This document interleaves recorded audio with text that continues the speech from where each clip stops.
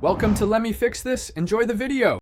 You start by confirming your HP laptop runs Windows 10 or 11 and that system updates are installed. This ensures driver compatibility. Next, choose connection type. Plug a USB-C/USB-A cable for immediate use, enable Bluetooth if you prefer wireless and your laptop supports it, or plan to use the Xbox wireless adapter for lowest latency. Once chosen, power on the controller by pressing the Xbox button. Make sure to charge the controller above half to avoid interruptions while pairing or testing.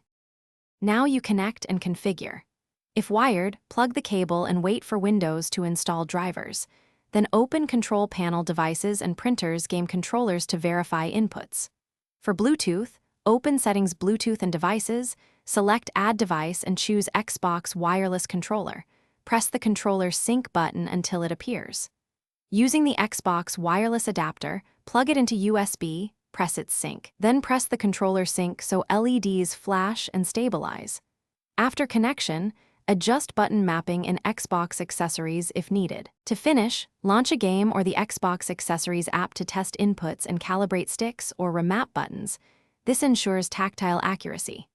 If you notice drift or unusual behavior, open the Xbox accessories app and update the controller firmware. Updates often fix bugs and improve stability. If problems persist, restart Bluetooth or the Xbox services, repair the controller, or switch USB ports and cables. With the adapter, try another USB slot or a short extension. These steps resolve most connectivity and input issues quickly. Thanks for watching. If you found this helpful, don't forget to like and subscribe.